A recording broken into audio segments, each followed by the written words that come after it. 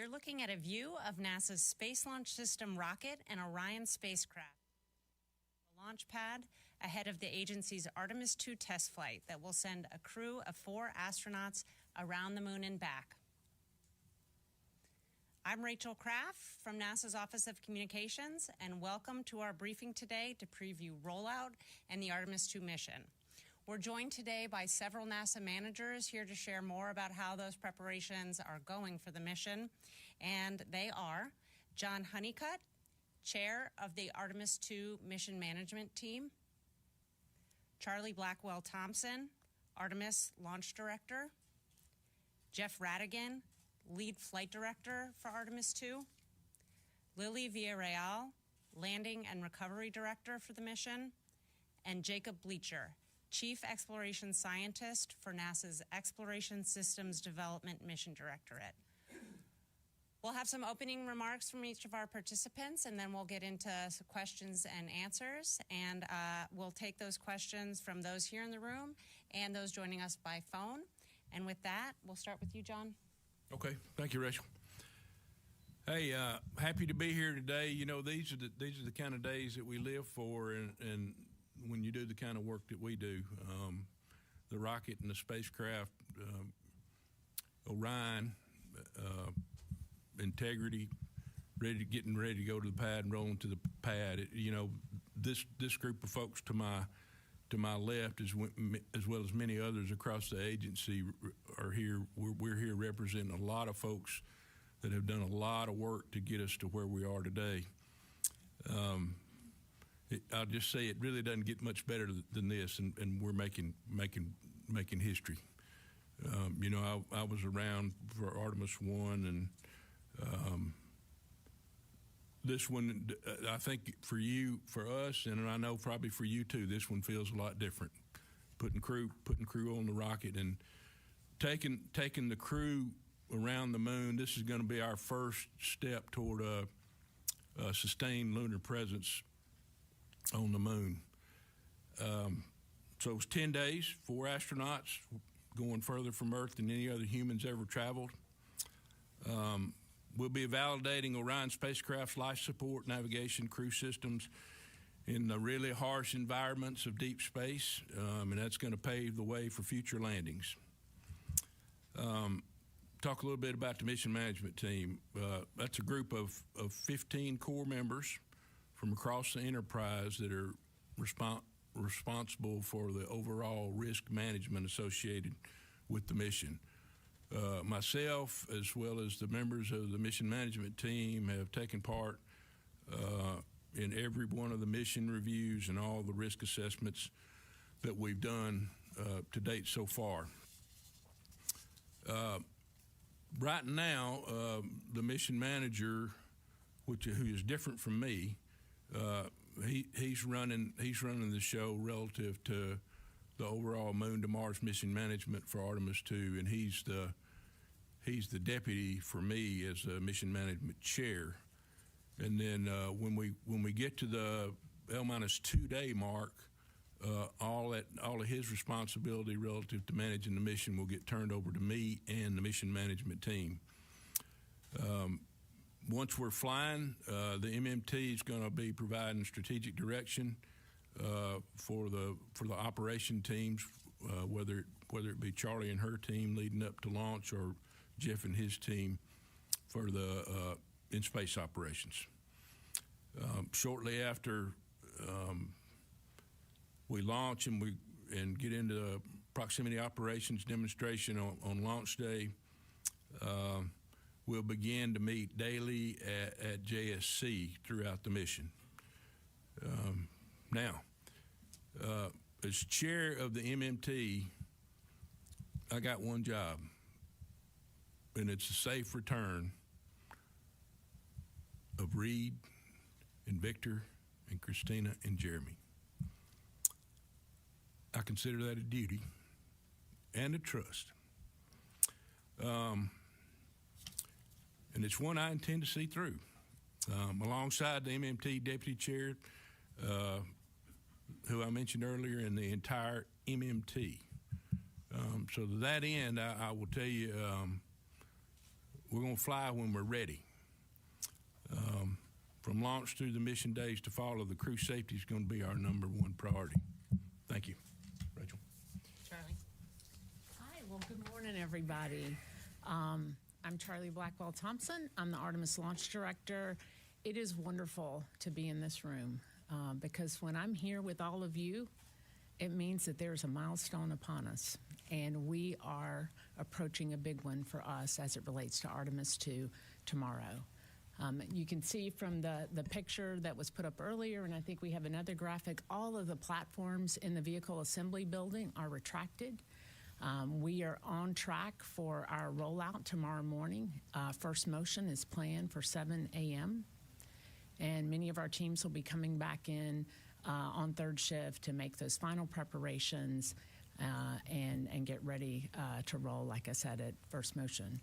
7 a.m. Takes us a little while to get out of the building, but about an hour after we get that first motion, you'll begin to see this beautiful vehicle cross over the threshold of the VAB and come outside for the world to have a look.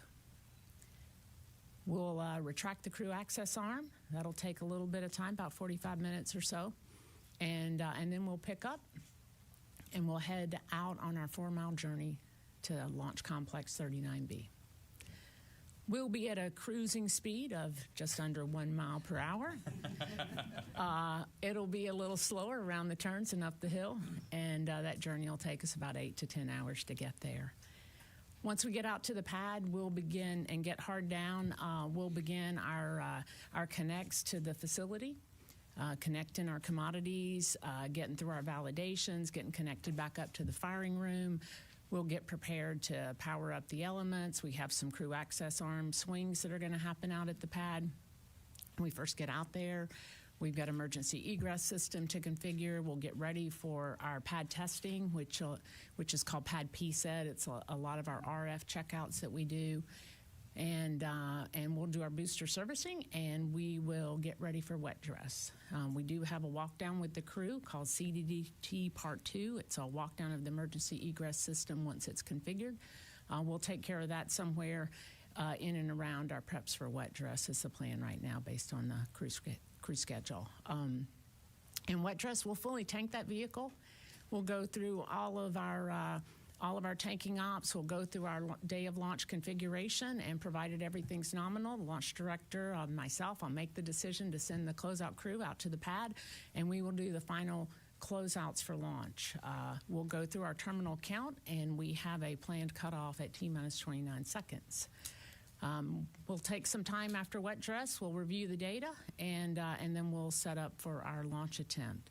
Launch day will be pretty similar to wet dress. There'll be 2 big differences. One is that we're going to send the crew to the pad, and the other one is we're not going to stop at 29 seconds for a planned stop. So that's a little bit about our road to wet dress, what's entailed in wet dress. Again, launch will come along after that.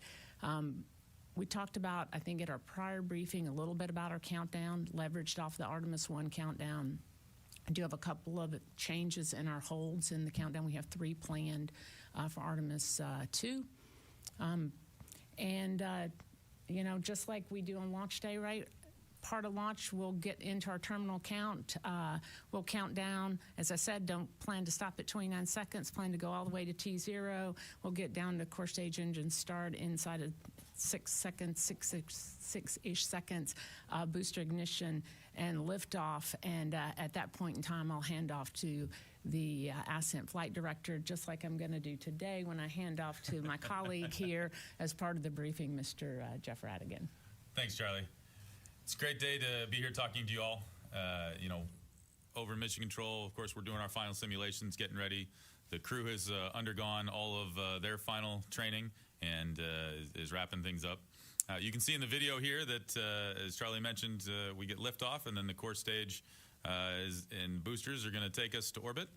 And it's going to be a monumental day. We're really looking forward to it. Let's see. So I will talk through a little bit of just an overview of the mission. Of course, we'll get the boosters jettisoning there a couple minutes into launch, and then the core stage will boost the upper stage, ICPS, and the Orion spacecraft into orbit.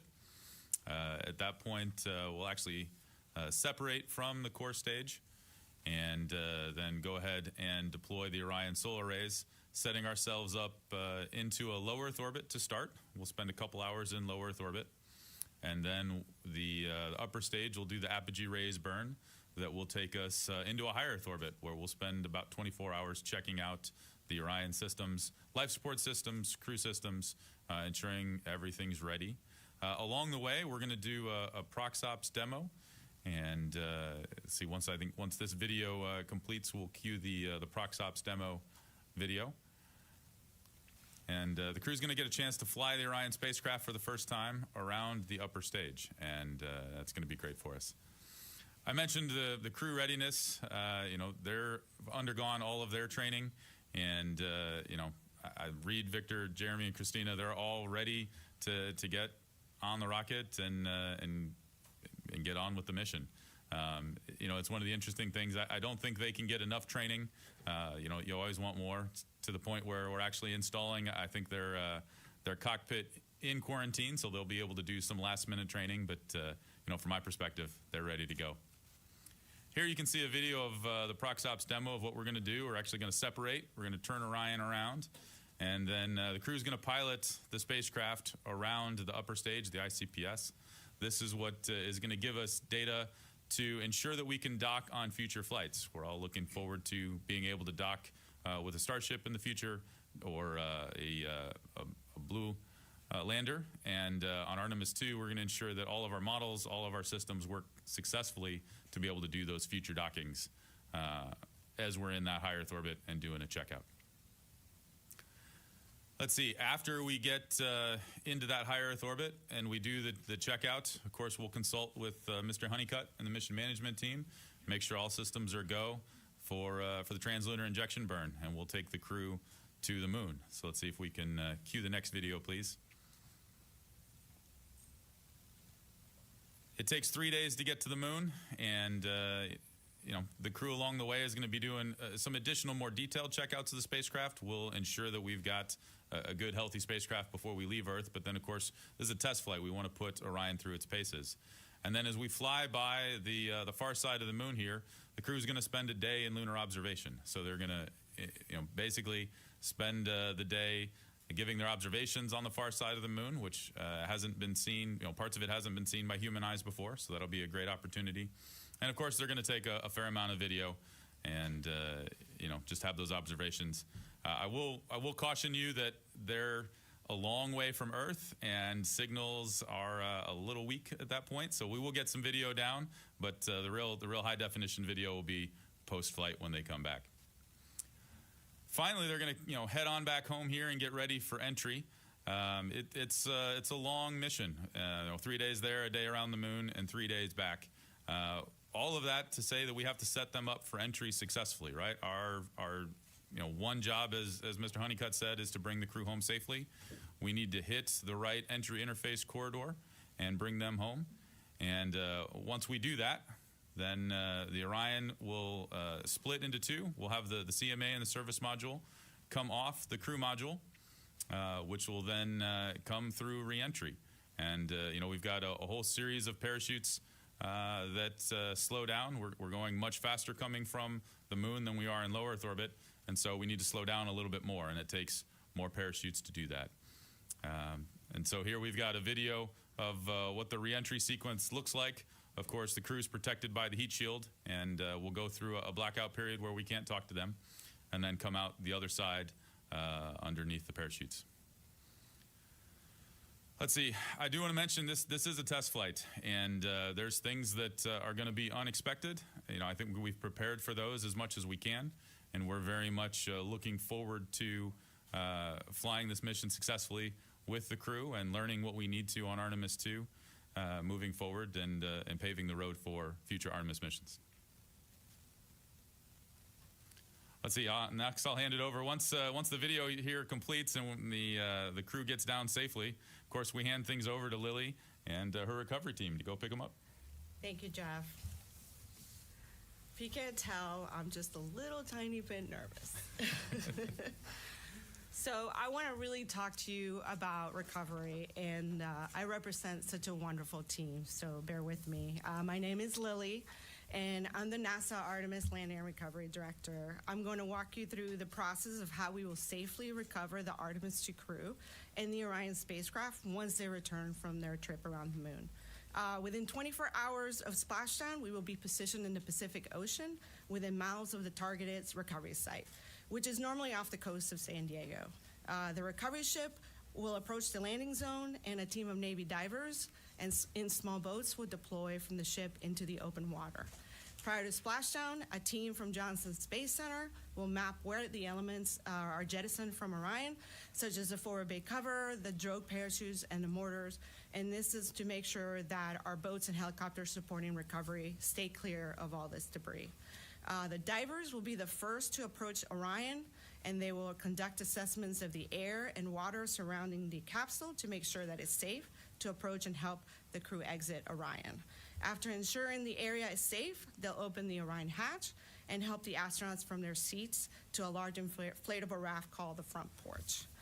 Once all the four astronauts are on the front porch, we will tow the capsule away from the front porch, and the team will pick up from the Navy helicopters, which are deployed from the recovery vessel.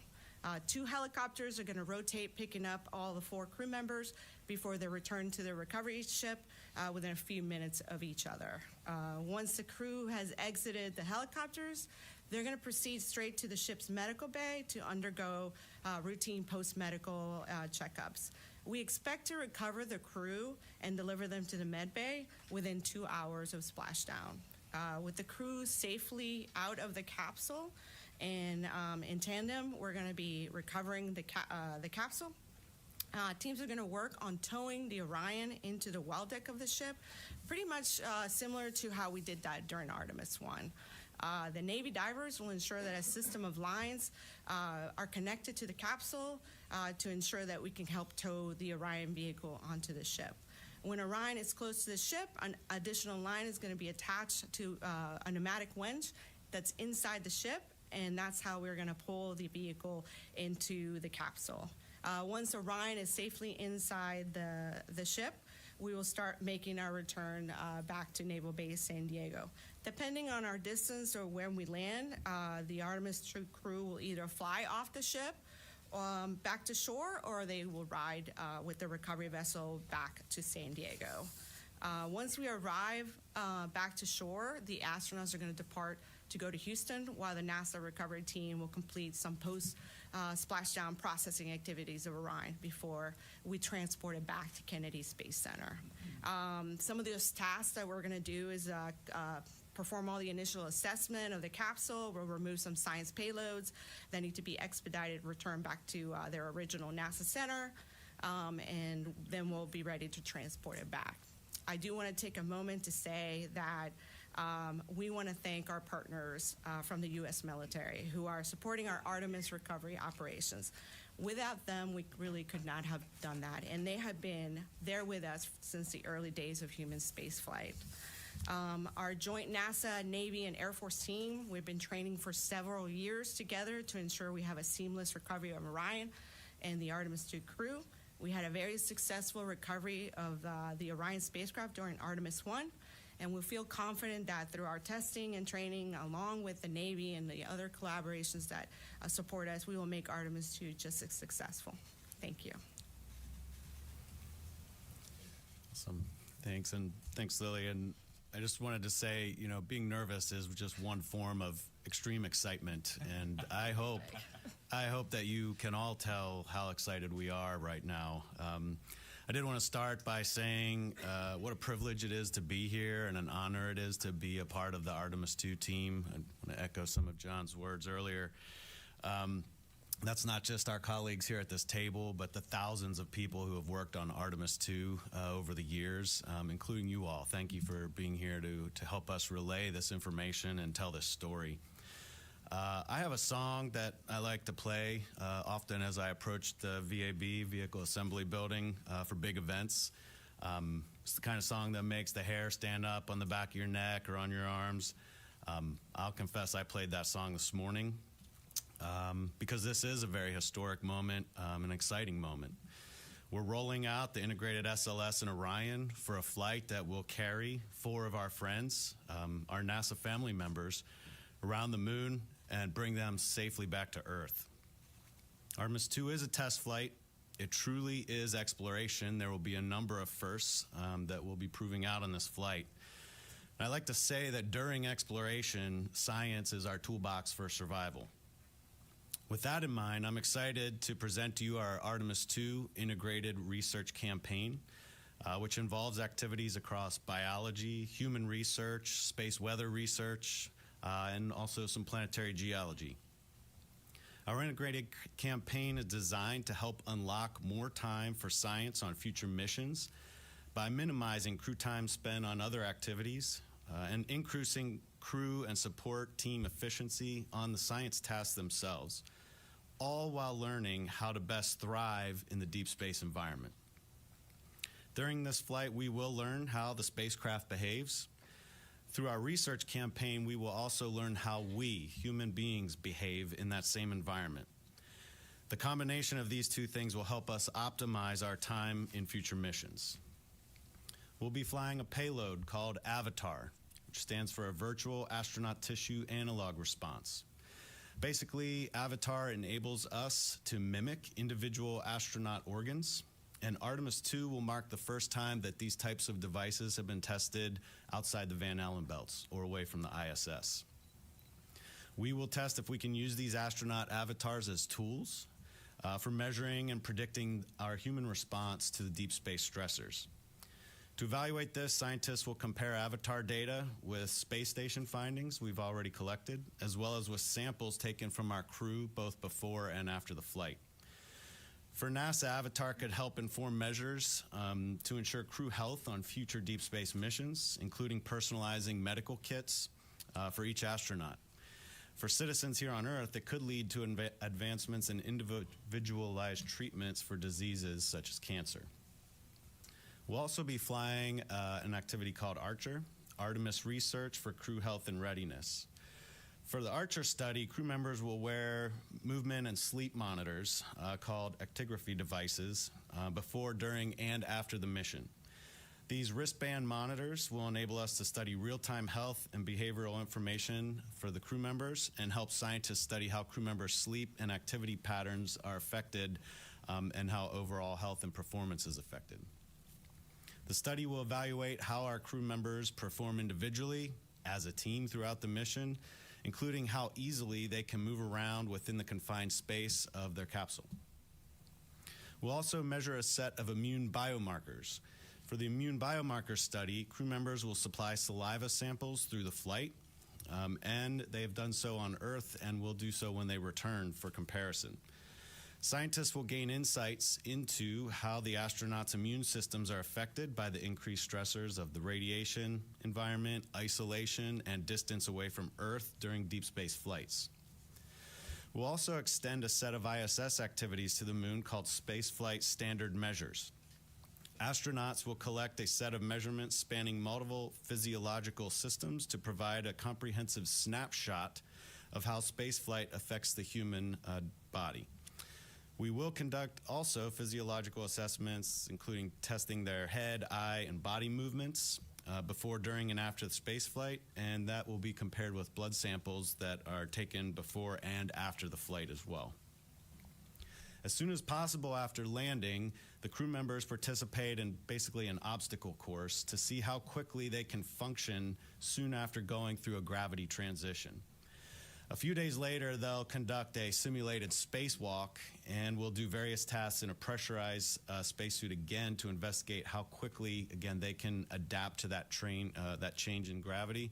That prepares us for landing on the moon and eventually down the road going to destinations such as Mars.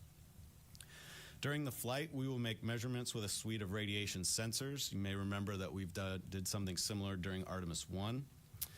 Crew members will keep detectors in their pockets of their suits so that we can measure their individual exposure in real time during the flight. 2 other sets of sensors will also be placed in Orion. One will monitor radiation at different shielding locations in the spacecraft so that we can gain a better understanding of what the radiation protection does for our crew members on board.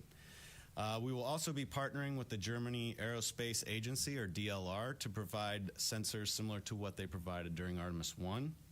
And the crew will deploy these around the Orion, again, to give us a comprehensive view of that radiation environment. Last but not least, a very exciting aspect to it is the ability to observe the moon. So you've heard a little bit about that already, and if we could cue up our first image here. Our crew will take time to observe the moon as they pass around the far side of the moon. Far side is the side of the moon that we never see from here on Earth. The moon will look about like holding a basketball at arm's length to them from the Orion.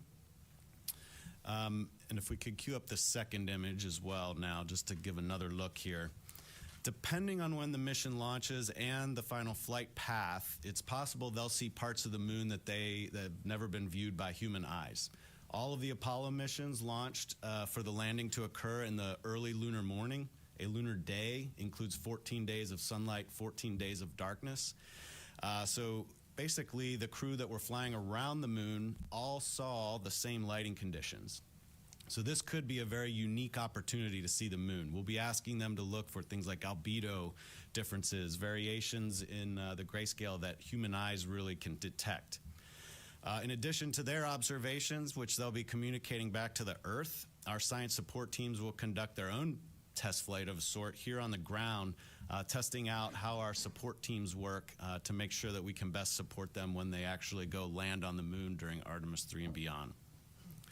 One last piece to our Artemis II science activities includes the deployment of 4 international CubeSats.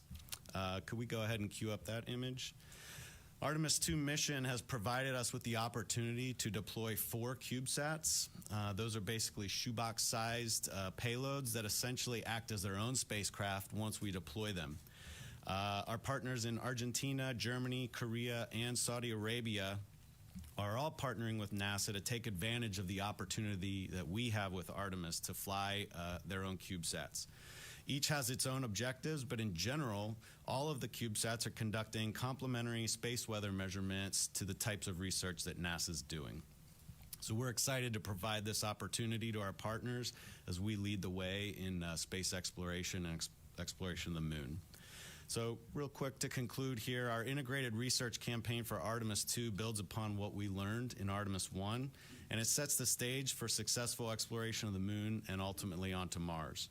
Our campaign will help us understand the space weather that we'll face during future lunar missions, how to observe the moon and communicate with the support teams here on Earth, and in general, how we will react to, survive, and thrive in that deep space environment. Therefore, I like to say that Artemis II science is the science of us. Artemis II science is the science of humankind and how we'll act as we continue to press the boundaries and explore in deep space. Thank you very much. Back to you, Rachel. All right, we'll go ahead and take questions. For those on the phone, you can get into the question queue by pressing *1. We will go around here into the room first. Please wait for the mic. And let's start here with Marcia Dunn. Oh, hello, Marcia Dunn, Associated Press for Charlie. Given a fueling test on or around February 2nd, that is really tight by NASA standards to have a fueling tank test and then go right into a launch. Is the beginning of the February window even feasible given a February 2 tanking test? And how perfectly does that test have to go for you to make any days in the February window? We need to get through wet dress. We need to see what lessons that we learn as a result of that, and that will ultimately lay out our path toward launch. With a wet dress that is without significant issues, if everything goes to plan, then certainly there are opportunities within February that could be achievable. Yeah. Just quickly, are you already just hoping to get to the end of the window at this point, or are the first few days of the window even possible at this point? I think wet dress is really the driver to that, and how it goes. It would be hard to say that you could not. I mean, we do the wet dress early in February, you're going to need a little bit of time to go look at the data, but certainly it will be the driver toward LP17 opportunities. Okay, we'll go behind to Bill Harwood. Yeah, hi guys. Bill Harwood with CBS News. Two quick ones. One for Jeff. I realize you guys don't have launch dates yet, like Charlie was talking about, but there's at least a chance that you could be launching Crew 12 while the Artemis II mission is underway. Is there a minimum separation you would like to see between one launch and the other? What are some of the issues you have to deal with as you've got simultaneous missions? And maybe for John, on the outside, we don't have the insights you guys have, but this whole point about counting down to this huge launch with Artemis II and then Crew 12, I mean, it almost seems like there's a rush. People that aren't involved in what you guys do might think, well, why is there such a big rush when you've got this other mission you got to get to the space station? And doesn't that kind of reflect some of the lessons from the Challenger Commission and CABE about being in a hurry to get flights off? And why is this case different from that, if that makes any sense? Thanks. So I'll take a start. I will say this is not a rush, and I actually take quite an issue with you using that word. That's not where we're at right now, right? We are preparing to launch Artemis II. As Charlie mentioned, we're working towards wet dress. I know the agency's preparing to launch Crew 12. There's a lot of preparation going on, but there absolutely are constraints, right? We have the TDRS network to work through. We have the various launch pads. The missions, right? It's not prudent for us to put both of those up at the same time, but we also have to ensure that both of them are ready to go. Because you guys have been in the space business long enough to know that we may run into an issue. And the last thing we want to do is make a decision too early and then lose an opportunity, right? That would not be responsible of us. So we need to keep pressing with both missions. We need to ensure we're doing that at the right speed and we're looking at the right technical constraints. And then, as we get closer, either the decision will come about because the hardware's talking to us and we have something that we need to go deal with, or we'll have to pick one. But that doesn't mean we should stop preparing for either mission right now, but we need to do that at the right pace.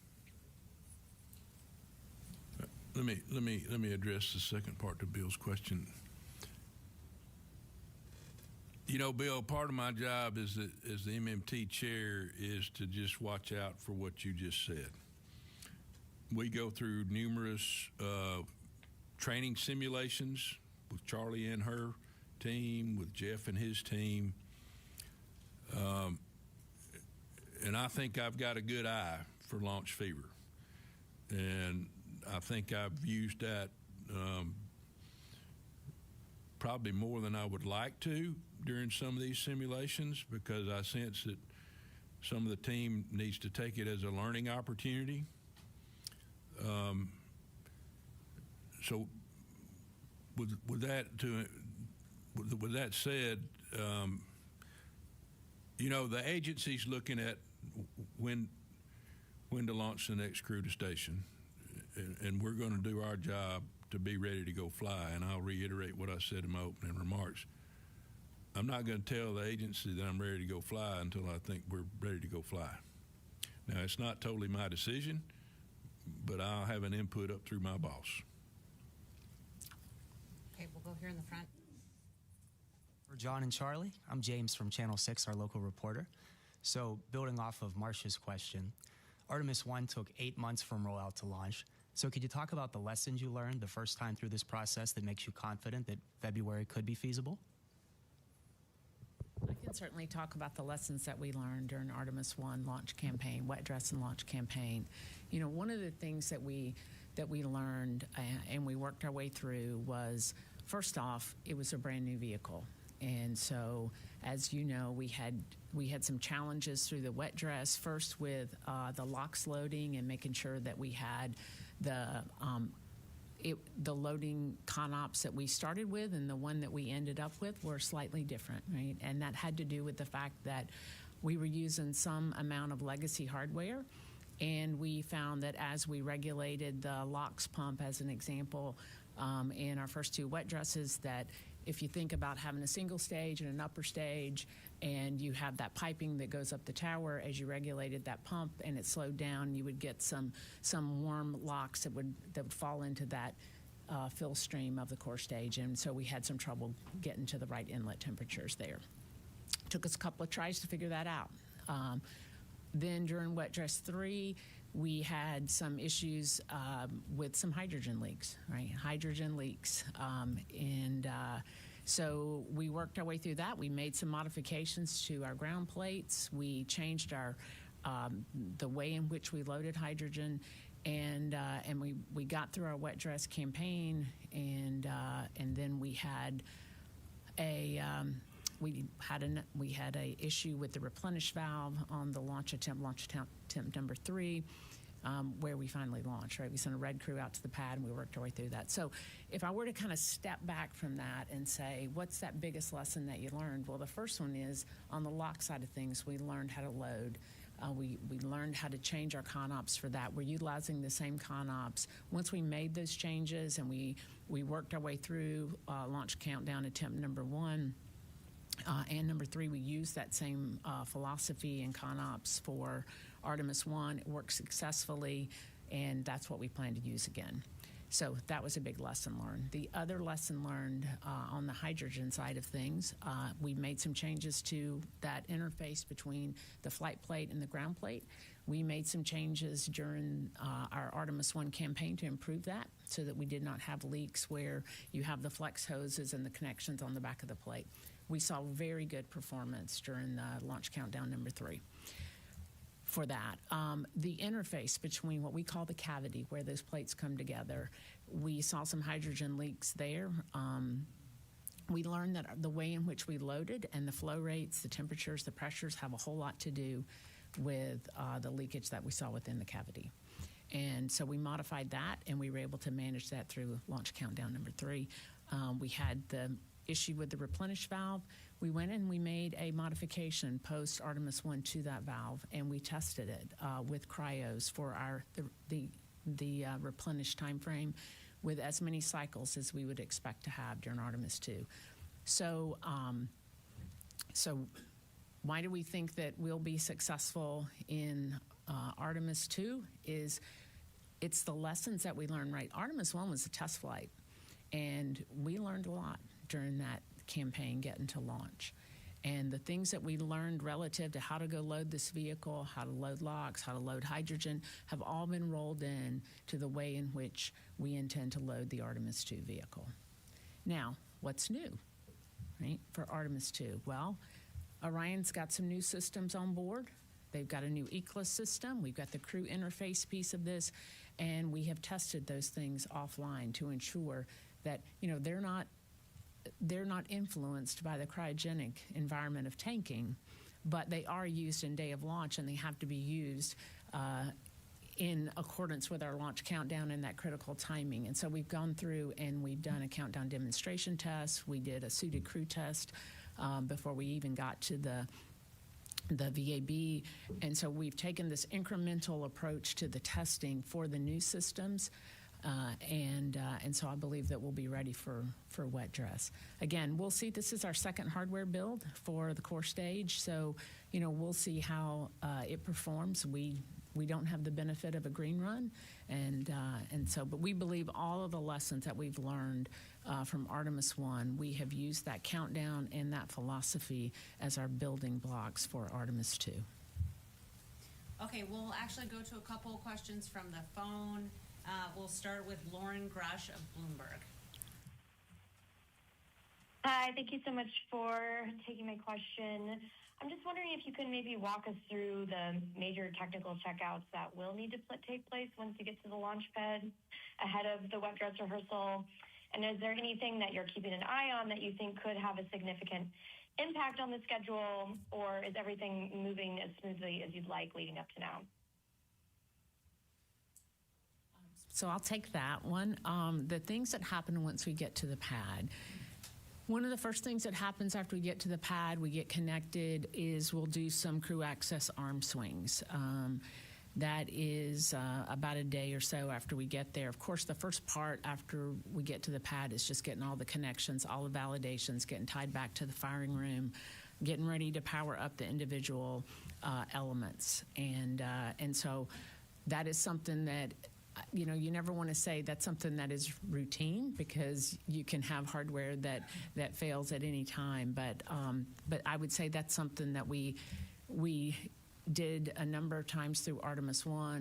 There are not substantial changes to that. We will get into our crew module work. There is some unique work that we did not have to do during Artemis I because we didn't have all of the crew systems. We have late stow. We have other things that we have to do. We're going to power everything up, all the elements. We'll get into pad PSET. Mostly RF testing there. We've tested all these systems in the vehicle assembly building, but it's not in the RF environment of the pad. And so we'll go through and we'll do all of that checkout. We load the boosters. Again, there's some weather dependencies there, so we'll certainly keep an eye on the weather. Luckily, we're not trying to do it in the summertime when you have lots of thunderstorms, so makes it a little bit easier this time of year. There's nothing in particular through the whole pad flow that I would look at and say, you know, this is the thing that is the driver to wet dress, right? All of the work has to get done. We have incrementally tested all of this offline or in the integrated environment of the VAB, and now it's just getting out to the pad and testing those pad interfaces, that launch pad environment with the RF. I mean, wet dress is the big test at the pad. That's the one to keep an eye on. I guess if you're watching one and you say which one is the driver, that's the driver to launch. So that's the one to watch until we get to launch day. Okay, we'll take another question from the phone, and then we'll come back here into the room. Next, we have Jackie Waddles with CNN. Hi, folks. Thanks so much for doing this. So question for Mr. Honeycutt on the heat shield. I was curious, do you expect the heat shield to play a big role in flight readiness review or this risk assessment? Where do you personally stand on that? And then kind of on that line of thinking, just for clarity, who exactly is giving the final go for launch? Like, does this need to be a unanimous decision within the MMT, or do Jared or Amit have final say? Just some insight into that process would be wonderful. Thanks so much. Yeah, so for the second question, Charlie does her poll, and I'm part of that poll. So I'm a small piece of that, and I do not have to have consensus from the MMT to make my decision relative to giving her my go or no go. I would like to have consensus. I'll tell you, a lot of times in our sims, we have complicated problems that aren't black or white, and so we do have varied opinions across the team. But at the end of the day, it's up to me to manage the decision that we make and send it forward to Charlie. Relative to the heat shield, you know, we started that work back when I had my old job, and before I got this job, and so I was paying attention to it then, but even more so now. We're changing, and I'm going to pass it to Jeff on this in just a minute. But just from my perspective, I think we've done the work, the analysis, and the testing to show that we're in good shape for the mission profile that Jeff and his team have planned. You want to add anything, Jeff? So what I'll say is, through the testing that we've done after Artemis I and the work that we've done here on the ground, we understand the limitations of the heat shield on Artemis II, and it's incumbent upon us to fly within those limitations. So things that we've changed, right? We've changed the entry profile so that we're flying a profile that the heat shield can handle. And we're also ensuring that we launch on a day where the demands of the heat shield are lower.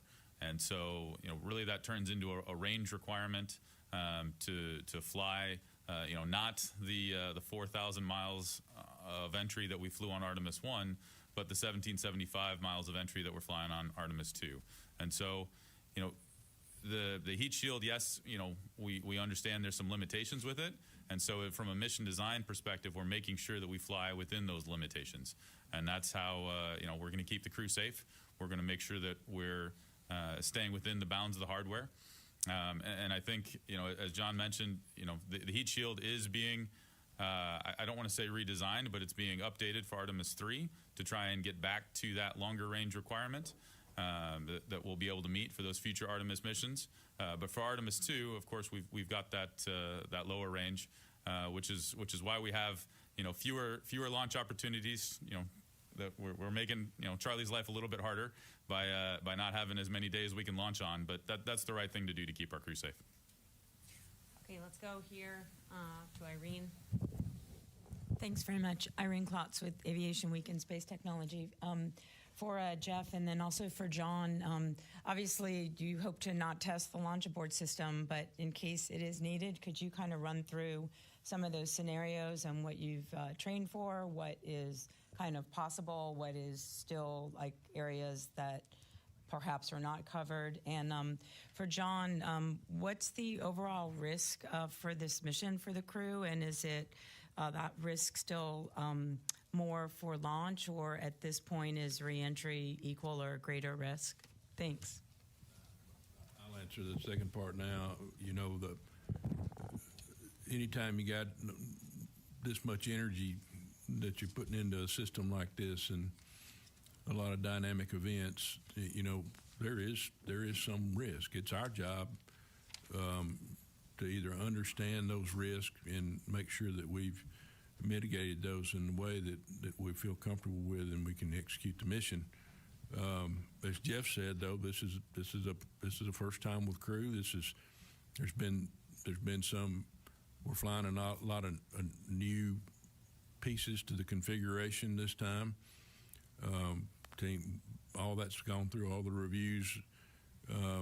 All those need to work. Jeff and his team done an outstanding job developing flight rules that give us the ability to respond quickly to any kind of off-nominal situations once we leave the launch pad and then get into the mission.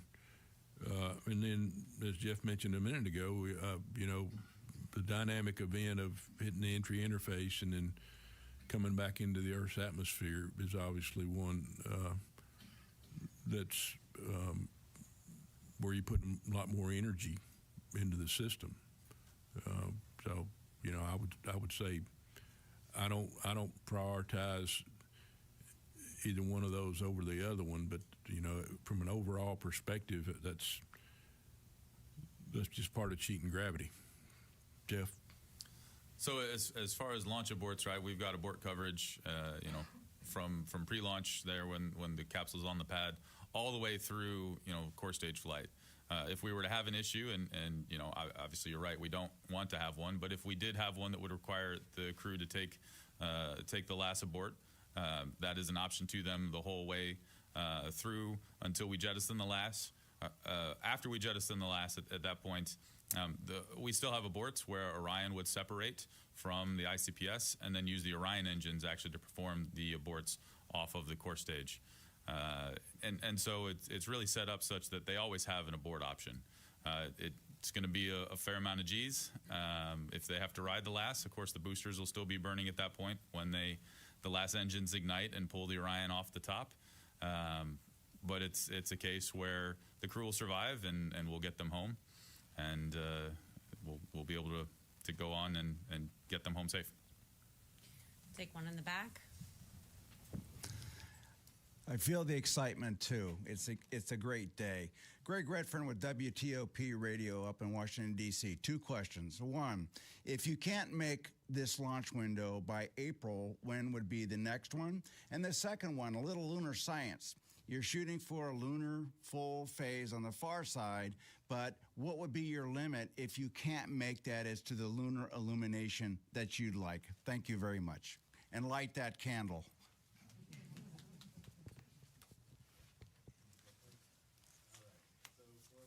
For the lunar science, I'll say that the lighting conditions on the far side of the moon are not going to be criteria for determining when we launch. So what we have done is make sure that the astronauts are trained to provide us with observations regardless of the lighting environment. Now, I will say they have probably pretty much looked through what the options might look like, and they probably have their favorite. But again, we're going to launch when it's safe and we're ready, and we're going to do the best science that we can under those conditions. All right, and so with respect to launch periods, rolling out, when we roll out, as you know, we do not have full access to everything at the pad. But one of the new capabilities that we did add for Artemis II is something called contingency pad access. And what that allows us to do is to go in and do a retest. It's an abbreviated retest of the flight termination system, and that plays into that 28 and 35-day requirement that we have with the range. So unlike Artemis I, where we rolled out and we had a single month of opportunity and you had to come back to the VAB to retest the FTS system, we actually have a new capability for Artemis II that allows us to stay out at the pad for 2 launch periods. So we can retest that, and you get 2 launch periods when you go out. Now, that is saying that if you don't have some issue come up that you require rollback for. So that would get us through 2 launch periods. You know, there is it's a bit of a puzzle, I would say, in terms of, you know, it depends on why you scrubbed, what kind of, you know, what you need to repair, and if you choose to roll back, and then what that turnaround time is. But we roughly, to answer your question, we have opportunities in just about every month. It does vary. The number of days varies by monthly opportunity, but it's roughly somewhere in a little less than a week. Some months it's a little less than that, maybe 3-4 days, but we have opportunities every month. Okay, we have time for just one more question here. Yes, you. Yes, you. Yeah. Hi, Josh, dinnerspace.com. Barring any major malfunctions or mishaps, what milestones during Artemis II must go right in order to greenlight Artemis III to proceed as the program's first lunar landing mission? Well, certainly, I would think we're going to have we'll have some things that we have to deal with, and we'll have to evaluate those and maybe do some course correction for Artemis III. But you know, in my opinion, doing the checkout of the systems with the crew on board and getting the crew home safely, that's the big milestone. Are there any additional components like proximity operations where maybe the Orion experiences a hiccup but still is qualified for that sort of maneuverability? You know, specific to proc stops, I think we have great confidence in our capability to model that. After all, you know, we fly other space vehicles in proc stops all the time. We're docking to ISS fairly regularly. So, you know, if we have an issue with proc stops, you know, that's something I think we'd have to understand why, right? What was the cause of the issue? And as John said, understand the hiccup. But I wouldn't say that would necessarily, you know, disqualify the systems. I think the understanding there is what's important for what occurred. All right, and that's all we have time for today. I want to thank our participants for being here today. You can watch live views of rollout starting tomorrow at 7 a.m. as the rocket and spacecraft roll out of the vehicle assembly building. That'll be at 7 a.m. And then at 9 a.m. Eastern, we will have an opportunity to hear from NASA Administrator Jared Isaacman, as well as the Artemis II crew. You can watch both on NASA's YouTube channel. And with that, thank you for joining us.